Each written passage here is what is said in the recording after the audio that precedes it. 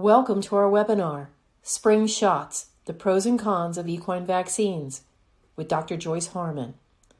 Today's webinar is brought to you by Dox Hemp, hemp with CBD that can help support your horse's immune system and keep him or her calm and relaxed. Dox Hemp is veterinarian approved, available in powder or liquid. Dox Hemp, your leading source of CBD for horses and pets. Now, here's your host, Stephanie Bradley. Welcome, everyone. Thanks for joining us, and thank you, Dox Hemp, for sponsoring us. Tonight, we're going to talk vaccines, and we'll leave some room at the end for question and answers. Everyone, please mute your microphones, and if you have any questions, please type them in the chat box so we can address them at the end of Dr. Haman's talk. As y'all know, tonight I'm talking with holistic veterinarian Dr. Joyce Haman. Welcome, Joyce. Welcome, Steph, and everybody who is joining me on this beautiful spring evening, though actually here in Virginia it's a little bit rainy. Some parts of the country are probably lovely right now. And actually we need the rain badly for our spring grass, which if you're struggling with spring grass, we have other webinars talking about insulin resistance and PPID or Cushing's.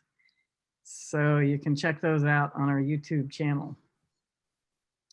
So we're going to get started tonight with the topic that comes up twice a year, but especially every spring, and is really on everybody's mind right now because all everybody is talking about is vaccinations. So what I'm hoping to do is to just help everybody to think about vaccinations instead of just saying it's springtime, let's vaccinate. We are going to use our brains and we're going to think about what we do and how we do it. So what is a vaccine? The idea behind a vaccination is that it's a medicine that is given that is supposed to stimulate the parts of the immune system, essentially tagging them, essentially training them, if you will, so that they know what the invading, usually bacteria or virus looks like. So the way that I like to look at it is that the immune system is like an army, and it makes it understandable. It's way more complicated than that. But in an army, you have battalions, and each one of the battalions in the immune system is marked for each disease the animal has been exposed to. So that might have been exposed by natural infection, or it may have been exposed by a vaccination. But basically, you've left the mark behind on this battalion so that, let's say, a rabies virus gets into the body. There's a battalion that's already educated, already knows what the rabies virus looks like, and so they can go to work instantaneously. And then they can recruit other parts of the immune system, but they already know what to do. That's the basic idea. And so the vaccination is a way of triggering that sort of in an artificial way, but we still end up with this battalion that has a marker for the vaccine, for the bug that we're vaccinated against. So the idea is that the vaccines are supposed to prevent the disease from happening because you have that battalion sitting there waiting for something to do and waiting in case you have a problem. So the thing is that vaccinations are really working on our immune system. So they may prevent some diseases, but they can also create diseases or cause diseases or exacerbate some of the chronic conditions that our horses already have. And Joyce, I have an insulin resistant horse, does have some laminitic issues, that kind of thing. Could it cause that? Could a vaccine cause those issues, the PPID? So the vaccine is probably not directly going to be cause and effect.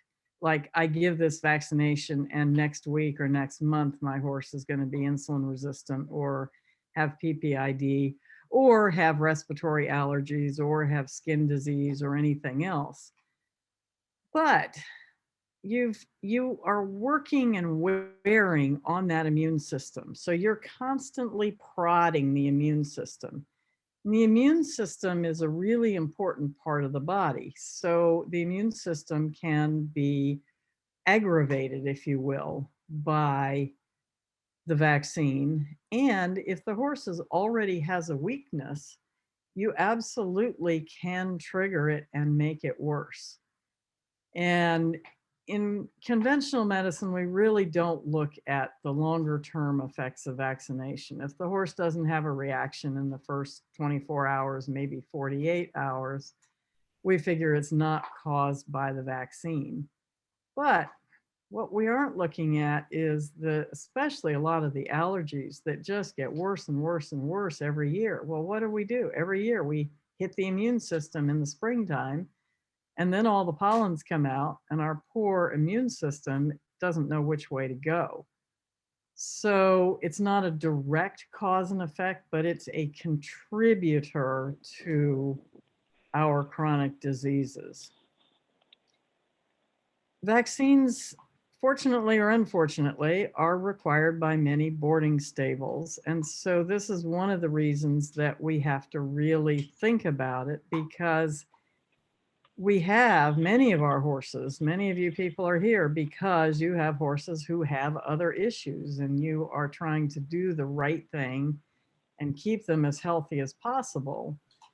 And yet you are in a situation where you are required to have them, and you have some states have legal requirements, and international competition and passports have legal requirements for vaccinations. So what we're going to do is kind of run through how to rethink things, how to ask the right questions, how to be able to minimize or eliminate doing vaccinations just because it's springtime. So the official position in all of this is that vaccination doesn't hurt anything, and that in general, more is better, because this is America, of course. So everything more is better is always good medicine. And we're also taught that to be good horse owners and responsible animal owners, that we vaccinate once or twice a year, depending on your area and your situation and your veterinary team, and that we should feel really guilty if we decide not to vaccinate or to vaccinate less. And that puts a lot of us caring horse owners in a sort of a bind, because we're not sure. We want to do the right thing, but we also know that our horses are not necessarily all that healthy. And so, we're sitting there trying to weigh all the information. The AAEP, the American Association of Equine Practitioners, advises the veterinarians that there is a core set of vaccines that every horse should get no matter what. And we'll talk about some of that idea as we go through. There definitely are some states, especially the New England states, where the horses are required to have rabies every year. There is no research in horses that will allow us to do a 3-year rabies like we're doing in the dogs. Most states allow 3-year rabies in the dogs. But since nobody's done the research on the horses, they just say you have to do it every year, and that has become the law. And we're going to talk about some ways where you can help your horse deal with some of the vaccinations that you may end up having to give for a variety of reasons.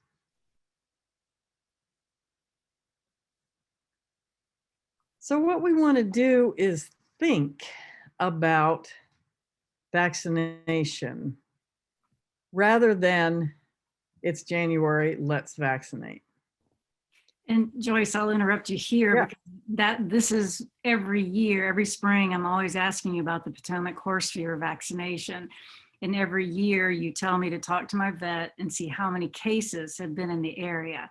It's almost like we're talking about the caring. I needed your permission to feel good enough to not vaccinate if I didn't need to. But yeah, so that's one of the points I think you're going to be making here. Yeah, and the thing is that if you ask your local veterinarian, should I vaccinate? They're going to say, yes, of course, you have to do all these vaccines or you're a bad person. But if you rephrase that question and ask your local veterinarian who's seeing horses in your area of the country, not anywhere else, but in your area, how many cases of X, Y, and Z disease do they see each year in your area? You get a real idea of how serious that disease is or how common that disease is in the area. So in the case of Potomac horse fever, where Steph lives is somewhat close to the Potomac River, not particularly, but it's in an area where there's certainly, you're close to the places where people are very concerned about it. So it's not always a cut and dry, there is a perfect answer. So that's why we want to think, use our brains and say, what's happening this year in my area? So as a good example of that is, say we have a hurricane coming from the south to the north. And the hurricane is then going to carry some mosquitoes up north. So we might actually have an outbreak in the north or even in Canada of a disease that normally does not occur there. But the year or two after a hurricane that carried a whole bunch of mosquitoes up there, we may actually see some of these more coastal diseases. And then those mosquitoes don't want to live in Canada. They don't want to live in Vermont or Montana. So they go away and the disease incidence dies back. Social media certainly helps us, but social media can take one case and make it seem like 1,000. So it's often better to just ask the simple question, how many cases have you seen of XYZ disease in our area, whatever that area may be, and that's around the world.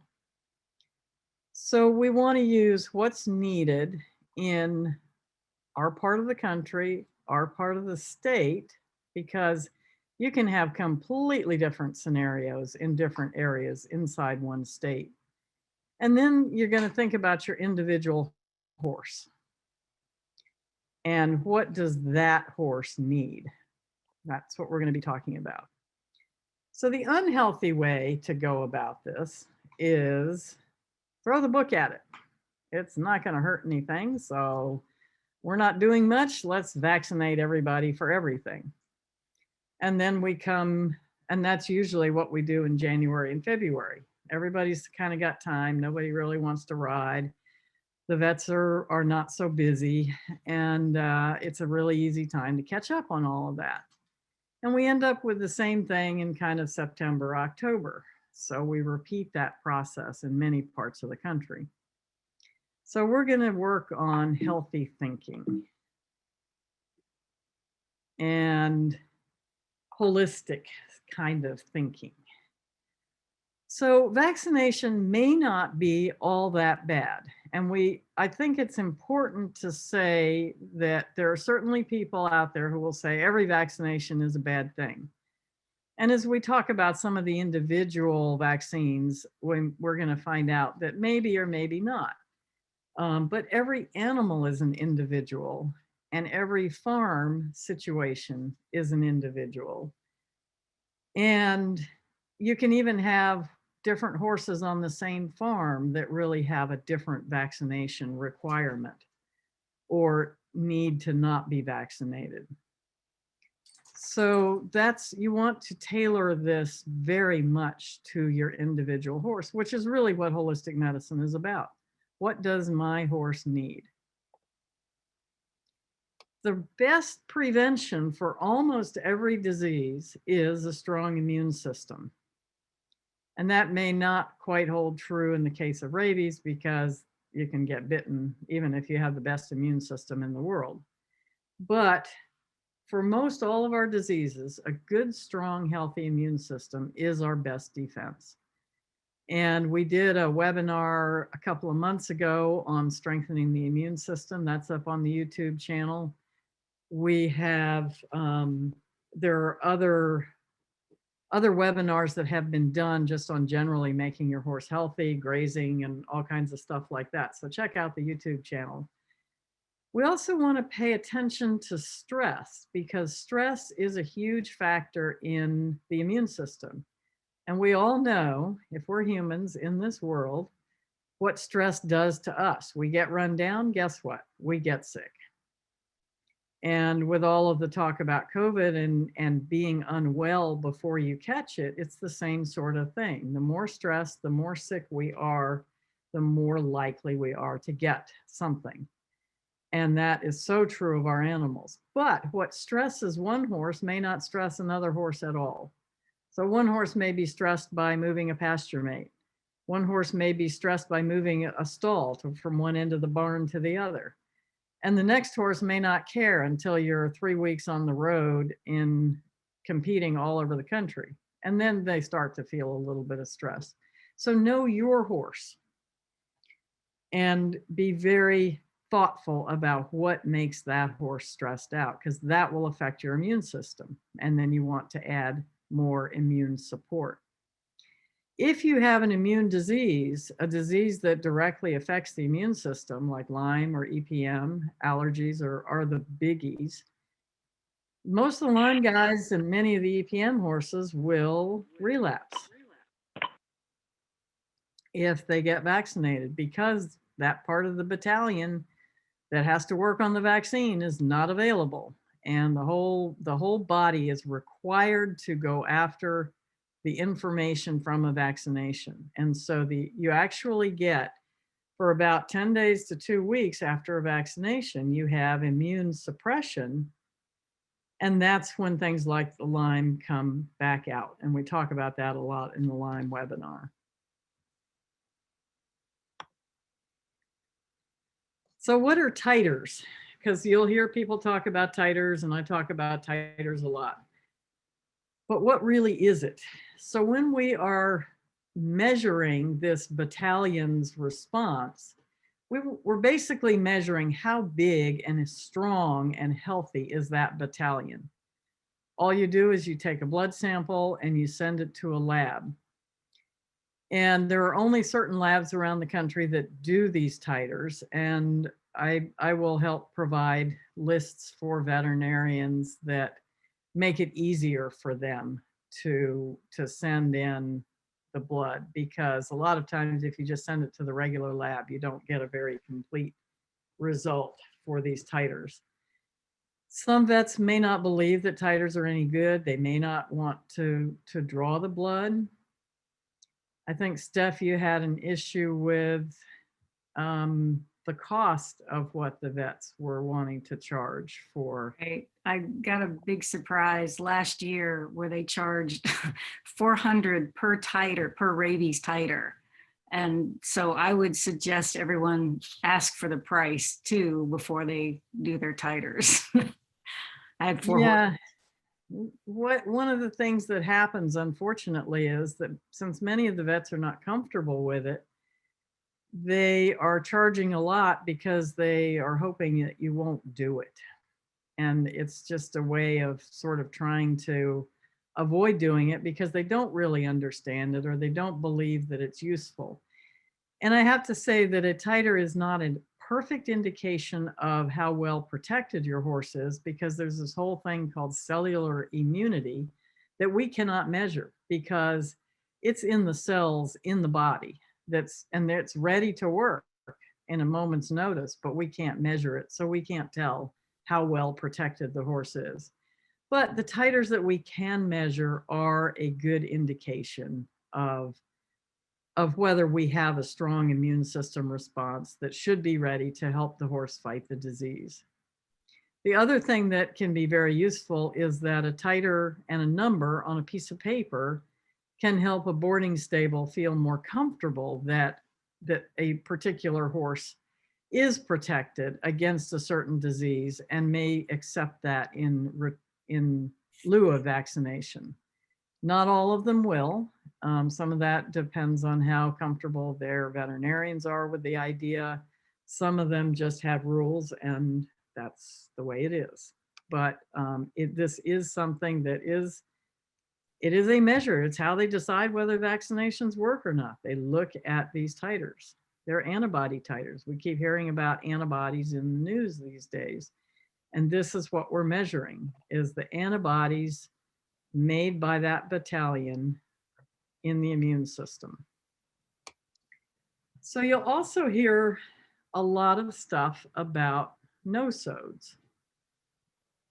And a nosode is a homeopathic preparation. So it is not a traditional vaccination at all. It's a homeopathic preparation from the sick animal or from the sick tissue.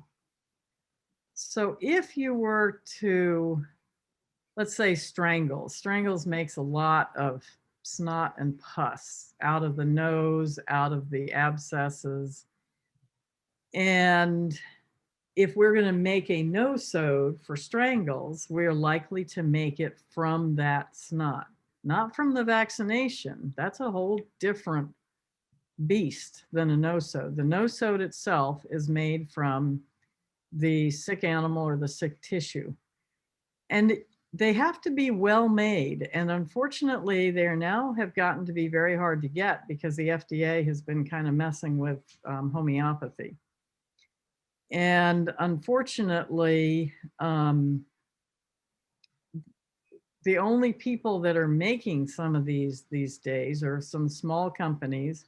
We don't necessarily know what tissue they're making it from.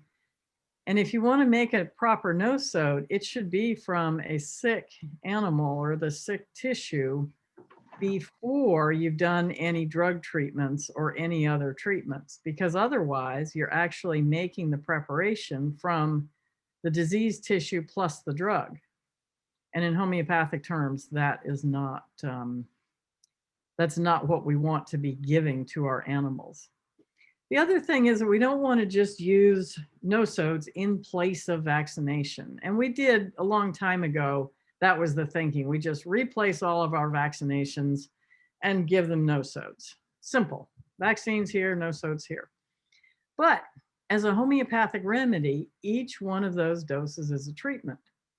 So in the case of vaccinations, we actually do not want to give a vaccine if there's a chance the horses have been exposed to the disease, because sometimes they actually get sicker. And this is especially true in the case of Strangles. You almost always do not want to vaccinate.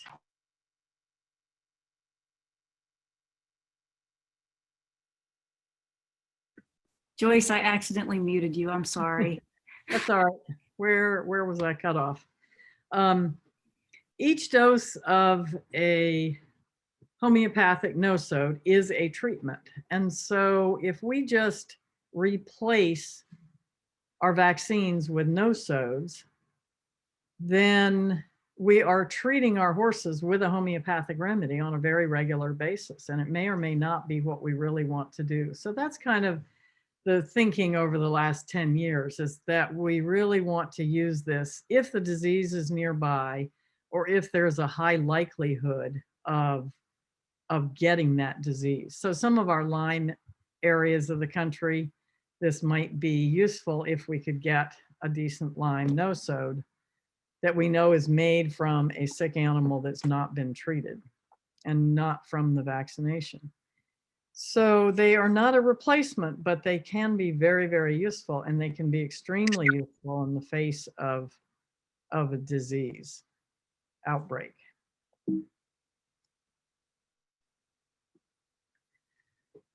So what I do, one of the things that I do to protect the immune system when we're giving the vaccination, one is to try and make sure my horse's immune system is in as good a shape as possible. So if they've just been sick, don't vaccinate on March 1st because your vet's coming. Let your horse recover from being sick and vaccinate in a month later. Support their immune system. Make sure that you're treating your other chronic diseases. And then I use the homeopathic remedy Lyme immediately after the vaccination. And the idea behind the Lyme is that Lyme is really good for toxic puncture wounds. That's one of its claims to fame. And what is a vaccine but a toxic puncture wound? So I will give Lyme in a 30C or a 200 or whatever potency I happen to have around for 1 or 2 days. And in a perfect world, I would give it right after the vet gives the vaccine, or right after I give it if I'm the horse owner. If you can't get to the barn, you can either give it in the morning before, or you can give it as soon as you get to the barn in the evening. Lots of people talk about thuja as a really good remedy for vaccine reactions. And I do think it's very useful. And a lot of times I use it much more in the long term rather than in the immediate. Acute issues with vaccines are right away. And that's where I find Lyme more effective. The truth is there's 25 to 30 remedies that are in the homeopathic materia medica that specifically have illnesses or conditions after vaccination. So you can work with a homeopath and determine the best remedy if you've got other issues going on. Or if your horse has a particular type of reaction, maybe Lyme isn't the most appropriate, but it usually covers that immediate reaction quite well. And you can go back with your homeopath and do your constitutional treatments for long-term issues that come up. So what we're about here is making this thoughtful decision. So is the disease that we are going to vaccinate or not vaccinate against life-threatening to the animal or to me? Is the disease present in my area? Because some of these diseases are not present everywhere, and yet we're still vaccinating for them. Is the vaccine effective? Some of these vaccines actually really are kind of questionable as to how well they work. So it's like, why should I do this if it's not going to be all that great? Do I need it to enhance the health and safety of my horse? So is this a disease that is contagious from horse to horse? Or is it not? If it's not contagious from horse to horse, maybe I don't need it because I don't have any exposure. And is there a titer available instead? And there is not a titer available for every vaccine. So in some cases, we don't have a choice.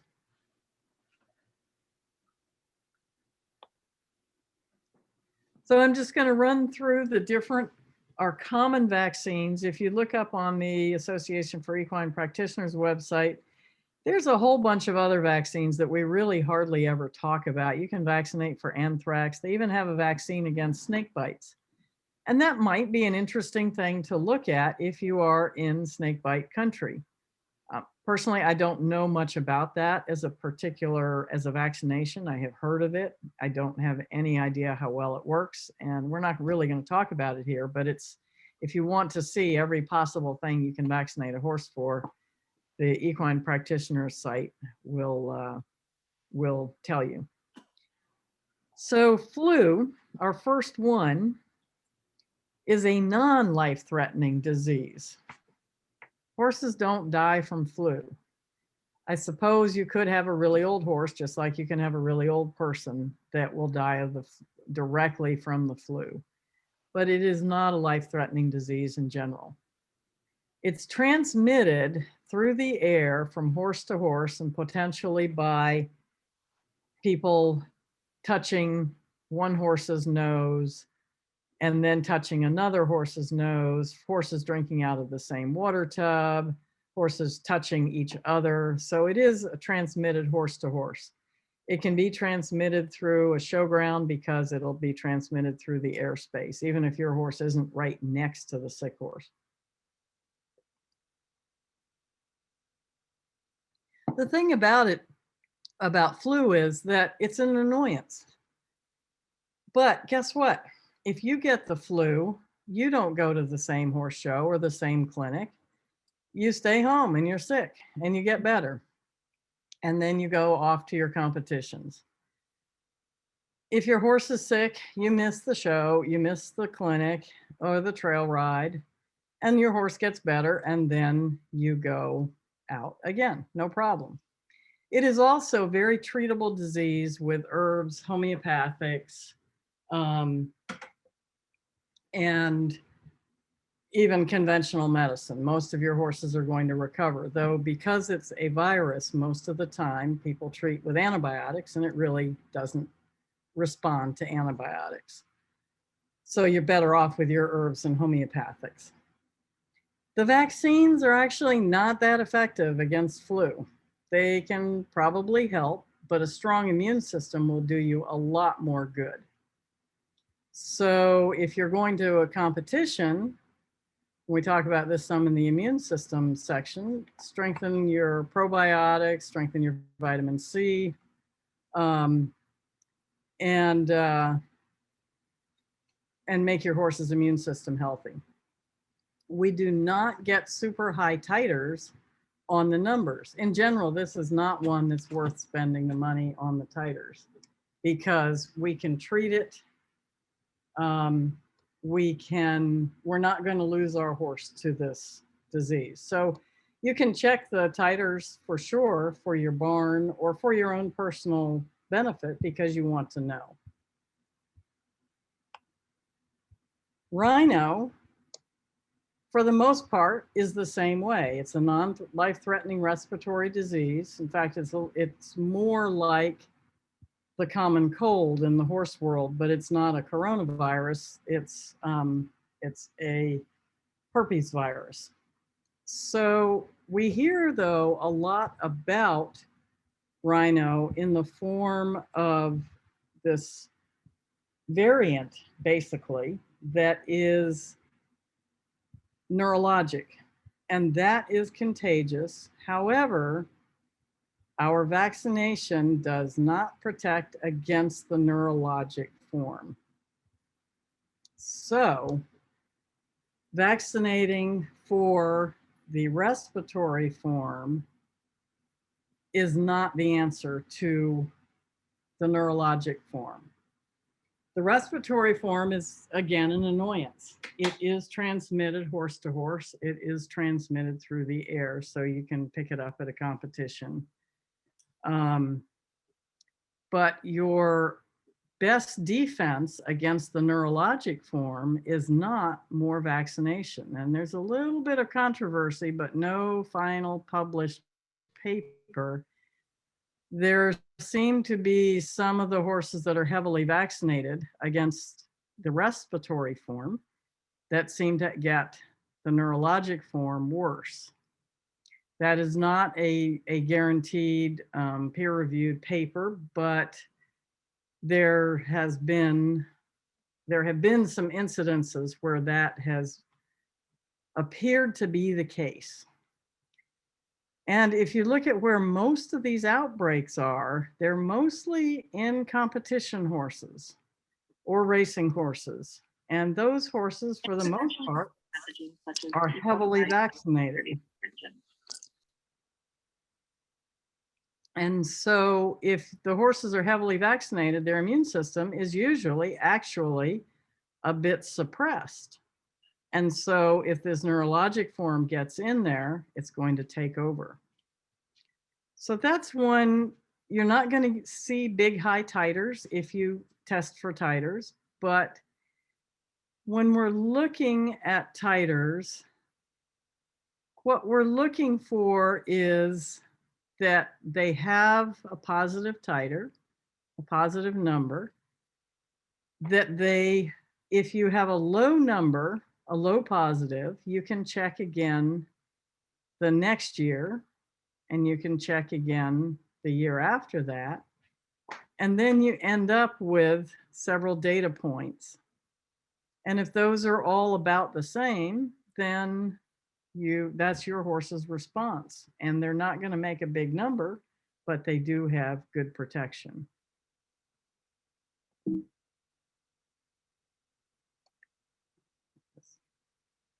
So Lyme, we talk about vaccination for Lyme. There are no licensed vaccines for horses. There is some research that shows that the dog vaccine may produce some immunity. Some of those are pretty short-term studies and not necessarily a long-term study. There's also a longer-term study that shows that the immunity from the dog vaccines does not last a long time in the horses. It's a difficult organism to really make a vaccine against, I think, because it's a very smart, very complex kind of bug. We also, remember I said we don't really want to give vaccinations to horses that already have been exposed to a disease and might have a titer to it, or might be working on the disease. And many of our horses in the Lyme areas actually already have been exposed to Lyme and may or may not have an active case. Sometimes we don't know they have an active case, and yet they actually are sick with it. We give them a vaccine, we suppress the immune system, and then we see that they actually probably have been sick. It's transmitted by ticks, blood-sucking insects, birds, mice. There's lots of transmission information. We've got a good webinar on many more details about Lyme. So the key with the whole Lyme vaccine idea is that if you're sure your horse has never been exposed and you really feel strongly about giving them a dog vaccine, then make sure that they don't have a titer to it so that you're not triggering a response that you don't like. If you know your horse has Lyme, these are horses that you really want to try and avoid all vaccines for, if at all possible, or minimize your vaccination. Make sure the horse's immune system is strong and recovered before you go ahead and vaccinate.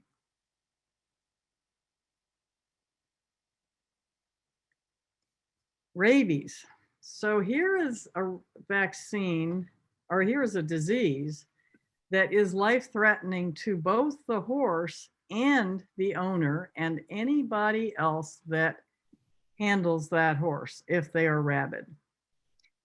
So this is a disease, when we're balancing risk versus benefit, that we want to be very thoughtful about. So parts of the country don't have much rabies at all. Parts of the world don't have much rabies. Other places have a lot of rabies. In my area, we have a lot of rabies. And so it's very important that the horses have had some exposure to a rabies vaccine.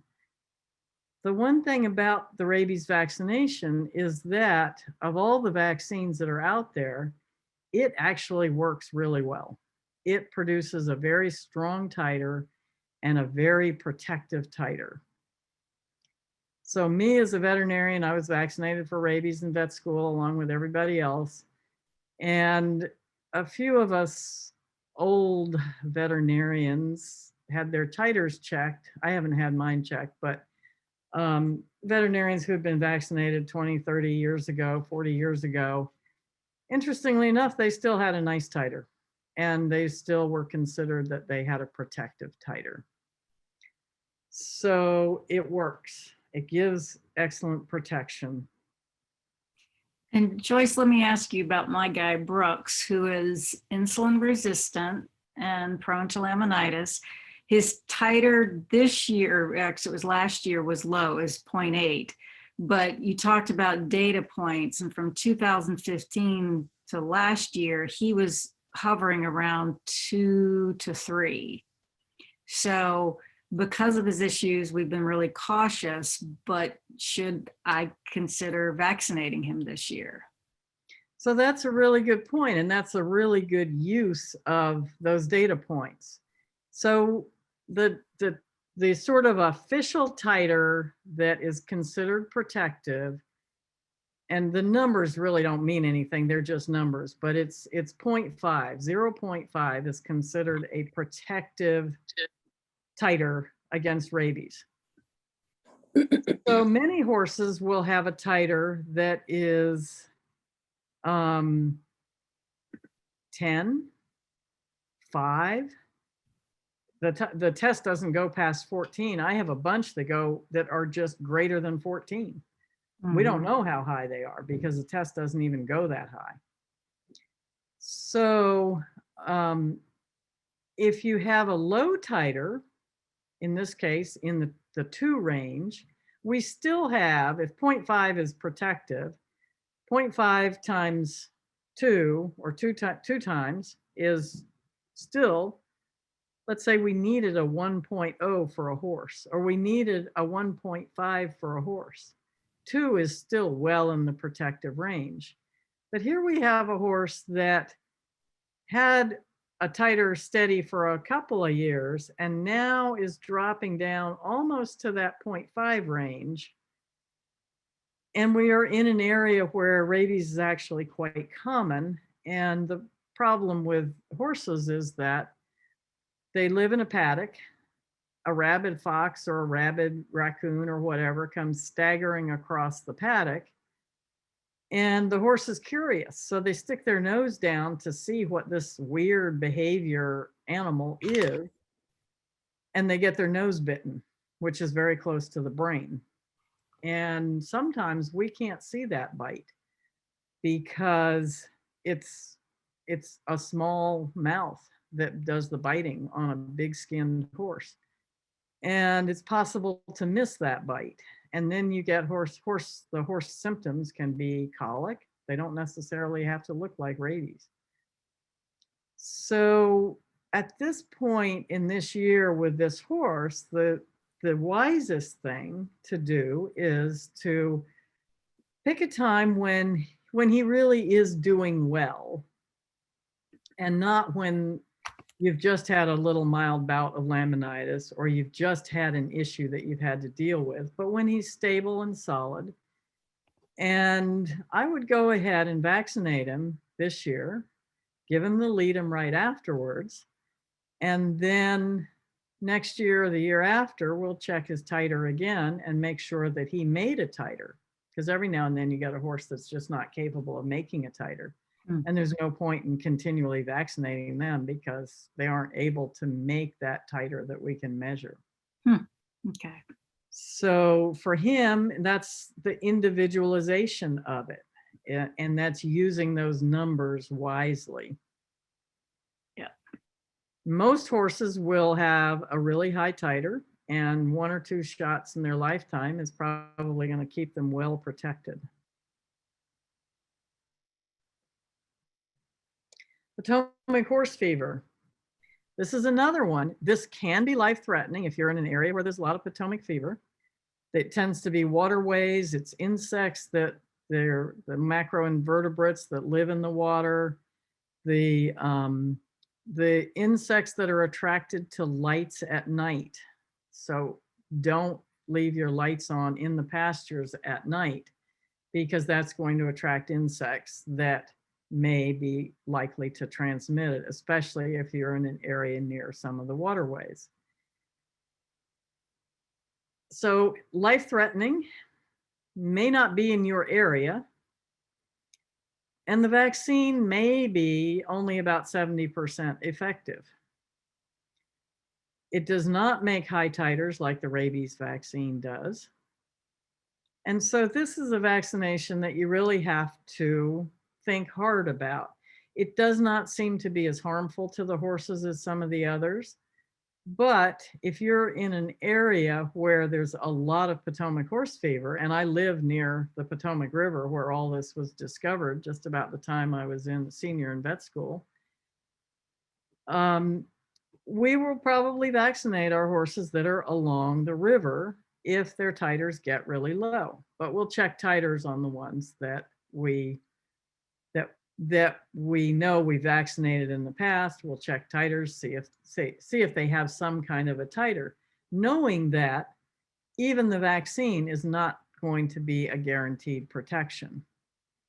But you get away from those kind of waterways and you get away from parts of the country where Potomac fever is, there's absolutely no need to even consider it.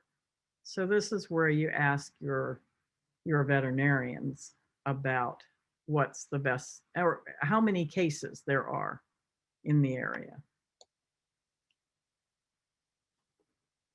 So tetanus. Tetanus is another one, life-threatening.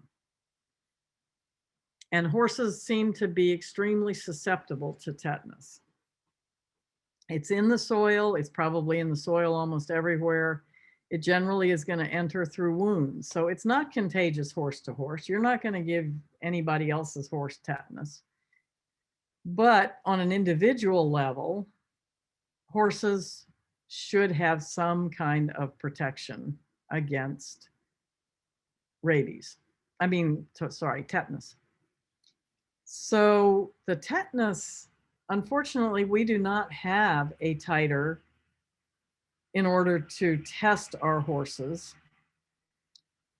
In the past, for about 10 years, I had a lab that was doing titer tests. And the nice thing is that I was able to follow a lot of horses over those 10 years and see that the titers maintain for a long period of time. And in many, many cases, the titers stay good for years.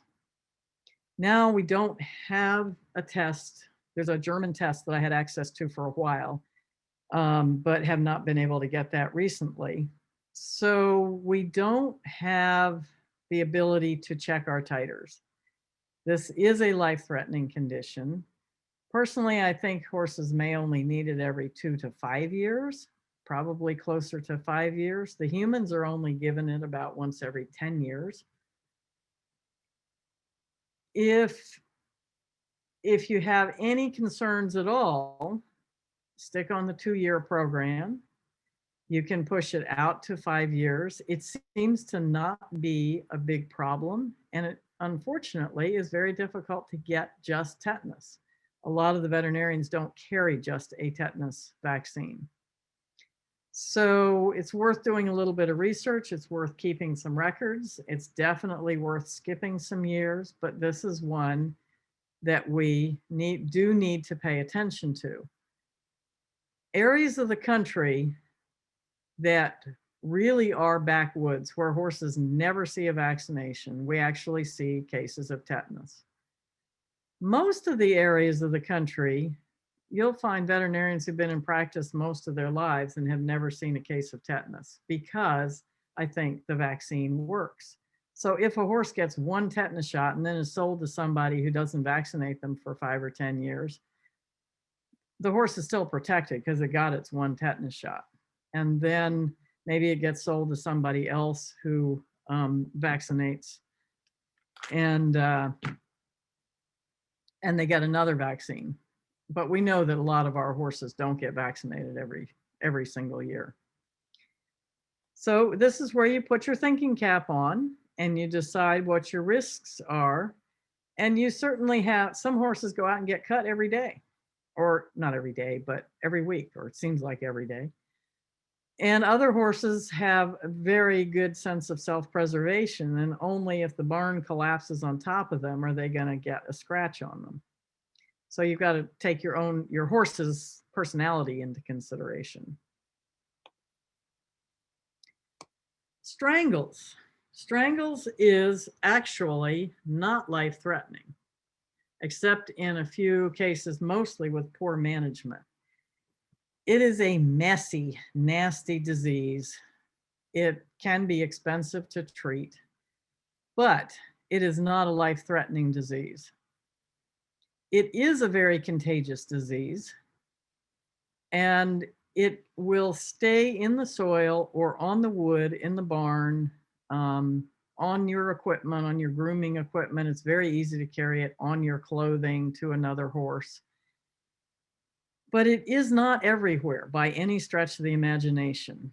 if you're going to be staying in stabling facilities, at competitions, where a lot of other horses have been, there's certainly a chance of transmission. But many, many farms are never going to see it. And if you're not on a farm that has any active exposure or has ever had any cases, you're probably very safe. It seems to be the toughest vaccine on the horse. It's the one I like to avoid the most if I can. And we do get good titers from it. So we can check and see what our titers are if it's a disease that we need. We do not have to pay for titers for every single disease. We need to pay for a titer for diseases that are important to our horse in our farm, in our area. And if the titers are high, you don't have to check them every year unless your barn requires it. You can check them lots of times I write, well, recheck this titer in 5 years. So then you need a good record and you come back in 5 years and check it again. It's not something you have to do every year unless you wish to or your barn requires it. Eastern and Western encephalitis, your EE and your WEE, which you can't get separated, is a life-threatening disease, or it can be, and its mortality rate is fairly high. It is a mosquito-borne disease, so you're not going to give it horse to horse. It is not contagious that way. One horse, if they're infected and get bitten by a mosquito, could help be part of the transmission process, but they aren't going to catch it horse to horse. It is regional. Eastern is in the east, Western is in the west. The Western encephalitis is not very common, but if you go out west, then it becomes more a concern, or at least something you want to pay attention to. It's more common in the coastal areas and in the south. We come on the East Coast in Virginia. If we go west of Route 95, away from the coastal area towards the mountains, we just don't see it. Once in a while after a hurricane, we'll see a few cases, but that's about it. East of 95, out by the coast, here in Virginia, we're going to have 10 to 20 cases every year. Interestingly enough, almost all of those are unvaccinated horses. And we know in that coastal area that there are a lot of backyard horses that probably are not regularly vaccinated.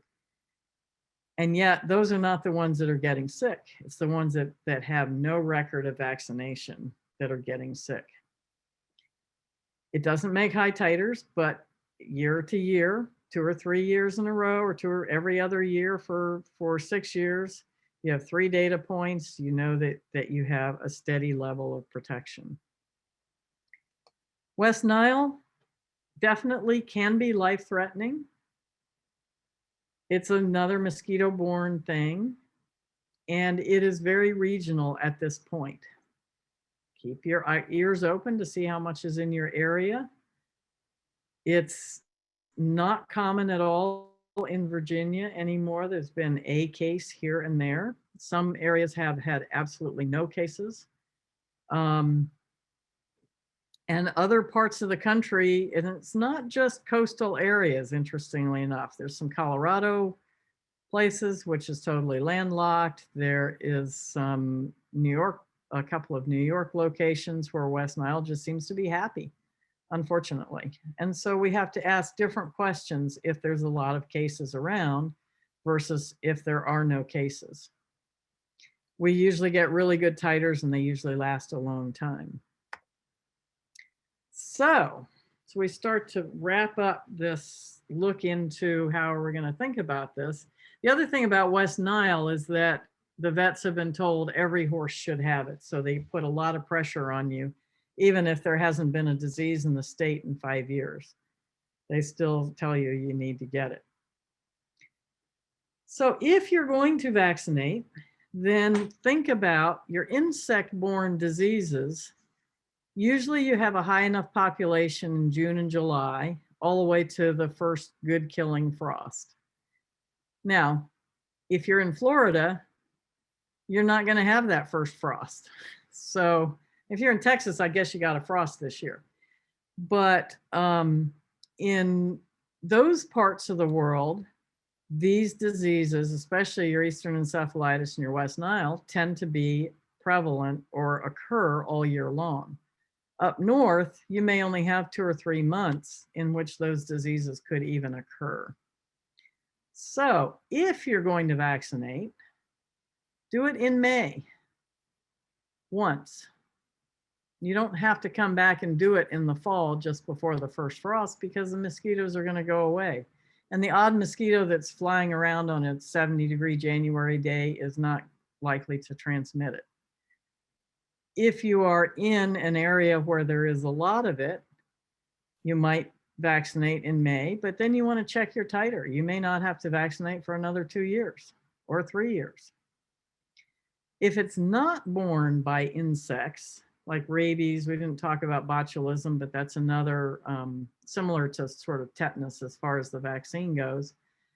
But if it's not insect borne, if it's caught between animals, or rabies in the case of wild animals, we can do it at any time of the year that our horse is healthy, that you have time to give them a little bit of rest afterwards, and don't do it any closer than 3 or 4 weeks before you might need it, say for a competition in the case of flu and rhino. Flu and rhino is one of those that is required on the international passport. You don't have a choice. So think about when you're going to time it if you have to do that. It's just, you don't have a choice. Not much we can do about that. Our US-based USEA will allow a letter from a veterinarian and allow you to take temperatures during a competition, but the FEI International will not. So think about your vaccination plans. Make a thoughtful plan and basically try to avoid stressing the immune system as much as you possibly can. Make sure your immune system is as strong as it can, and keep looking and learning and thinking. Excellent. And we're actually just about on time, but we do have a few questions. I think some of them have been answered throughout the webinar, but a couple more. Why do vets give a tetanus booster if a horse has a puncture wound? Hey, that's actually not a bad thing to do, and especially if you haven't been doing a lot of vaccination. There are 2 types of tetanus vaccines, and one of them is a fairly short-lived, but will protect the horse against the acute, I've just stuck a nail in my foot and now I have an infection, and it's a perfect environment for the tetanus bacteria to take over. And so that short-term protection, it's not a long-term vaccine, but it is a useful short-term and does not seem to harm the horses. So that's one that I would certainly sign up for if your vet is coming out, especially for something like a puncture wound, and especially when you're minimizing your vaccines. That's legitimate. Okay. How long do you think the strangle vaccine is good for? I've seen titers for years that stay strong. So that's another one. You can check your titers, see where you're at, but you might not have to vaccinate for 10 years or ever. And another lasting on the vaccine, thoughts on Central Texas West Nile's vaccine. How long roughly would the vaccine last? Here they want to do every year booster. Yeah, West Nile is one that the vets get a lot of pressure to do for every single horse. Now, Texas is in that warmer part of the world where you have to look at how many cases you have locally.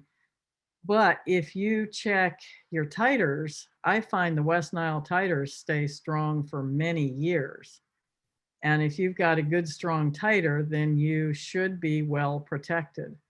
No, in this whole vaccination and protection world, nothing is 100%. The rabies vaccine comes the closest to being 99.9% effective.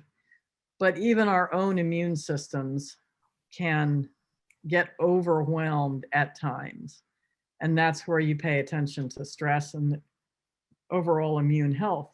And a lot of our horses struggle with immune system issues. So even having a vaccination on board, as people can see from the news, you look at the flu, you look at the rhino, you look at the diseases that are transmitted at horse shows, many of those horse show horses are heavily vaccinated, and yet they still get sick.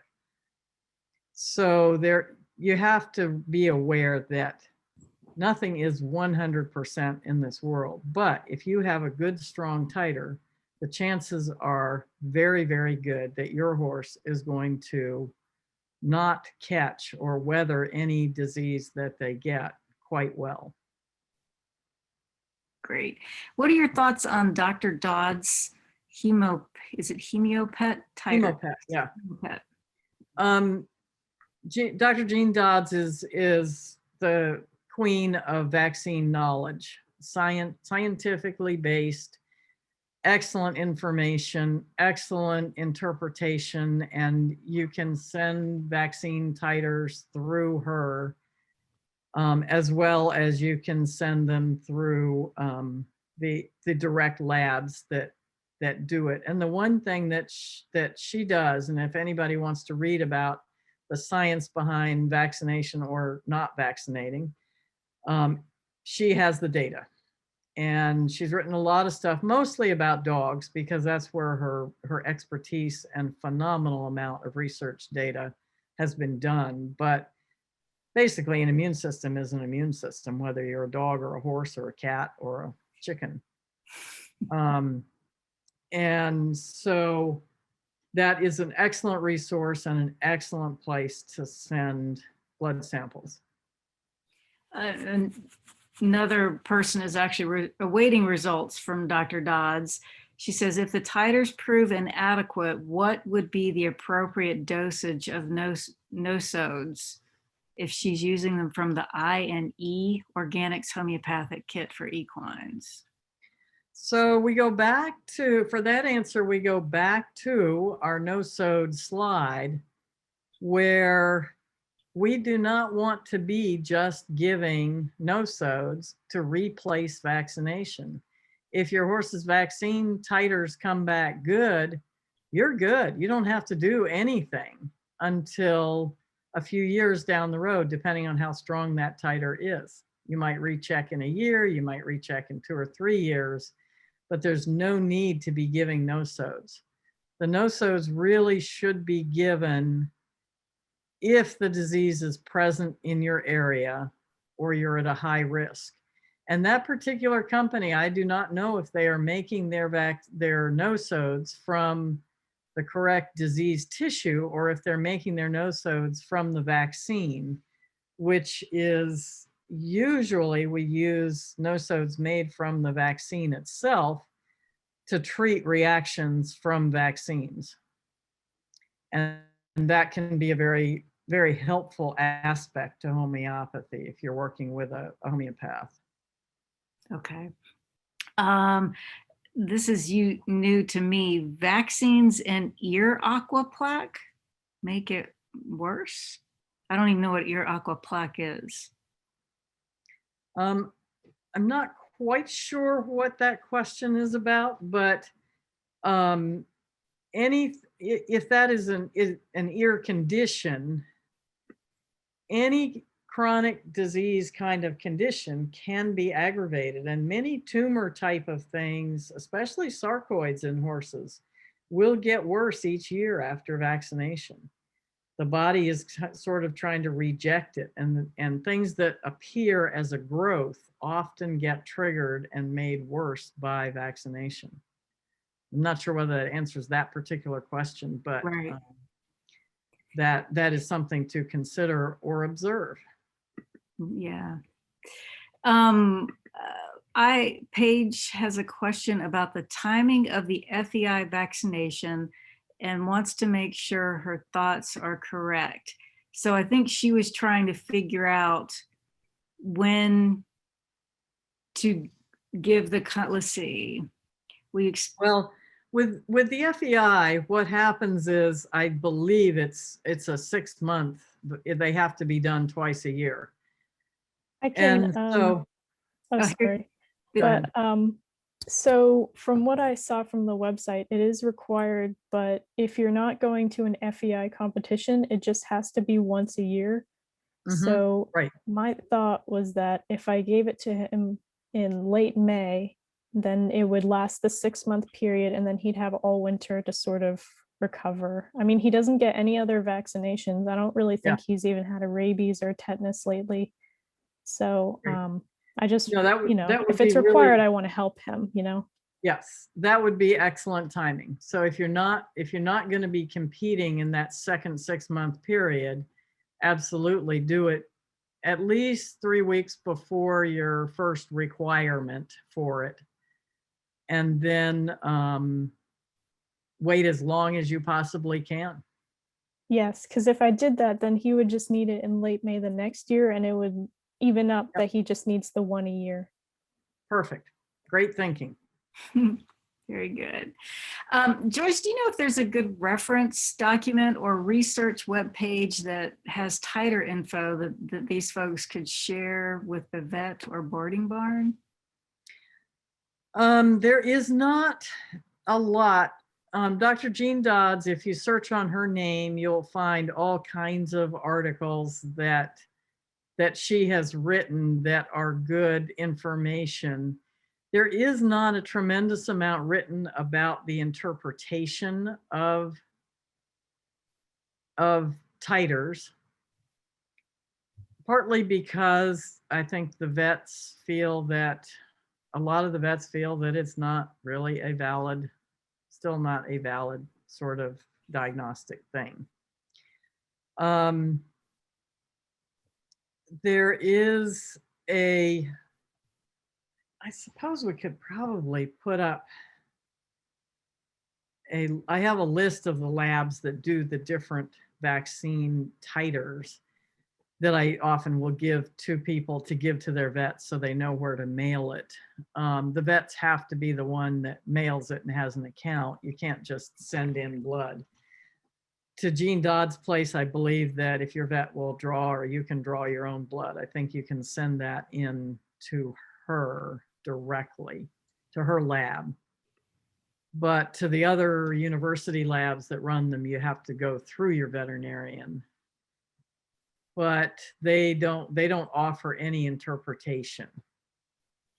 So for the interpretation, I'm happy to talk to veterinarians about what they get, but I do not have a reference paper that I know of. But that's a good thing. I can try and get, and we'll post that along with this webinar, or a link to it or something like that with the webinar, if I can find anything. I have not seen anything really written, unfortunately. And for the homeopathic kits, for the or Leadum and Thuja, do you like Washington homeopathic products? Yeah, I've used Washington Homeopathic, which is homeopathyworks.com. I've used them for years. They're here on the East Coast.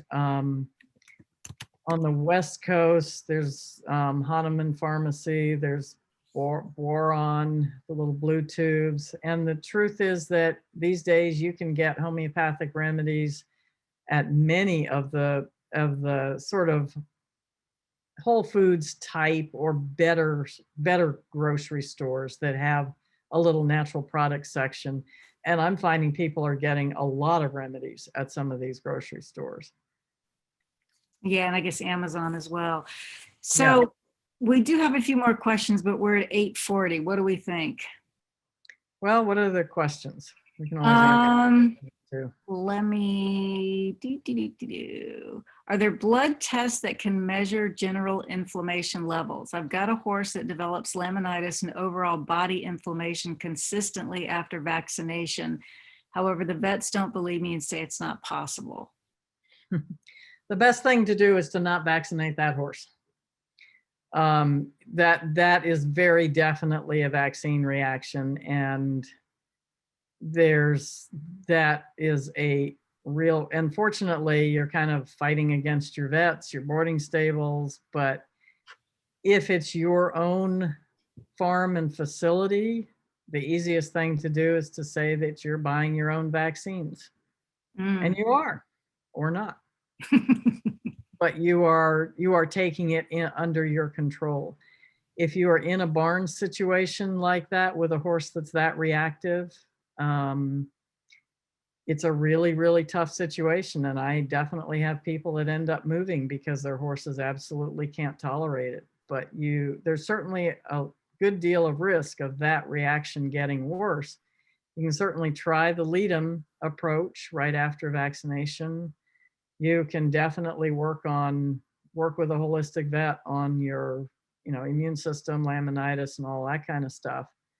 But the easiest answer is that horse needs to not be vaccinated. And speaking of the homeopathy, Joyce, I think you should tell them about your book too, because that's been my little Bible with homeopathy. Someone asked if the Thuja and Ledum could be used at the same time, and that's no. You wanted what? No, I generally don't do that. I will generally use the Ledum right after the vaccination and then see what more constitutional treatment. The little book Steph's referring to is Homeopathic First Aid for Horses, which is on the website.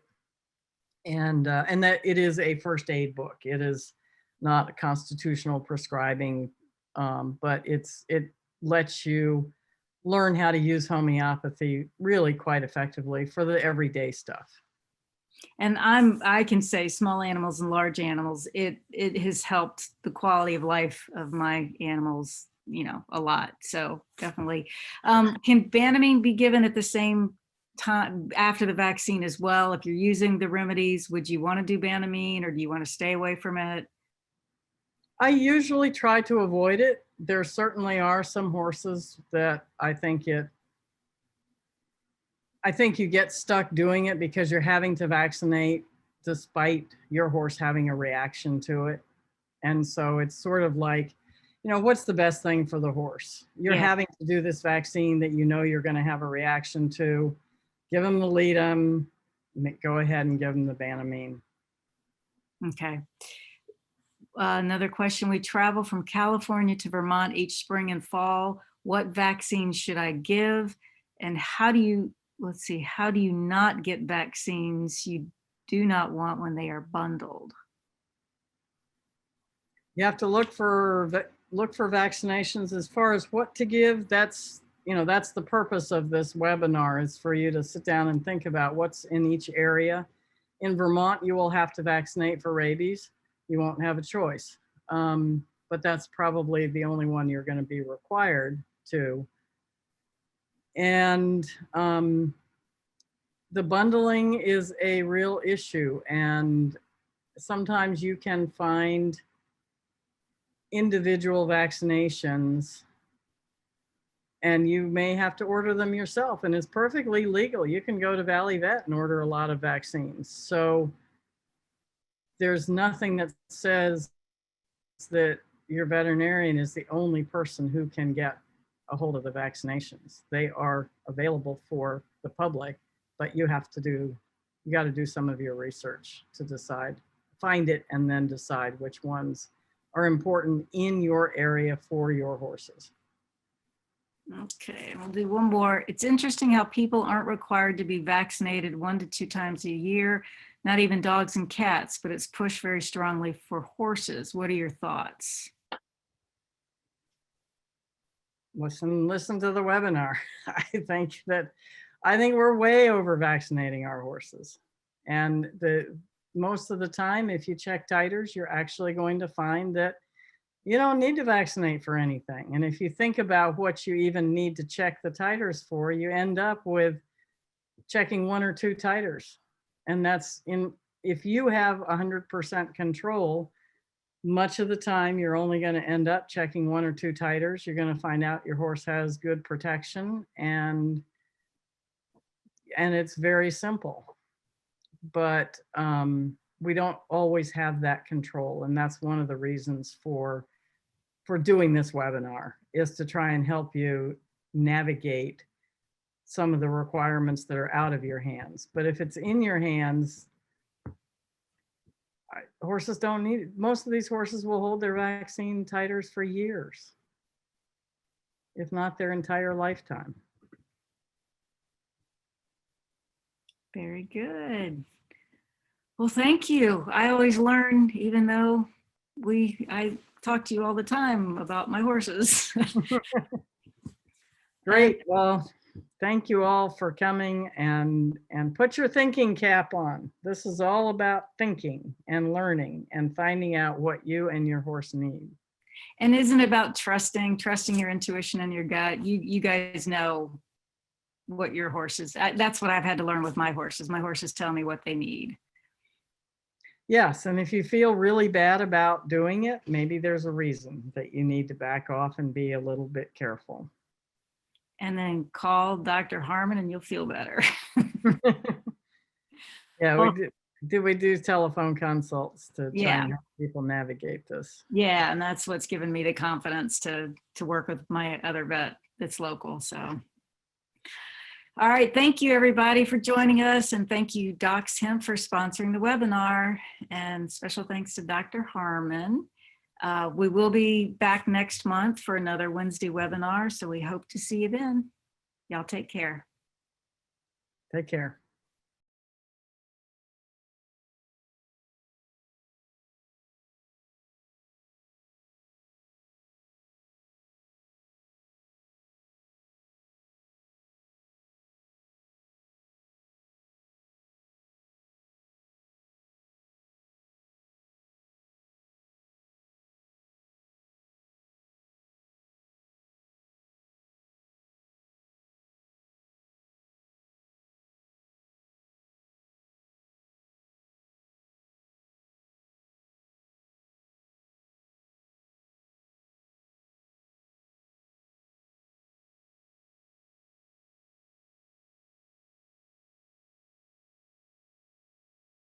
Bye.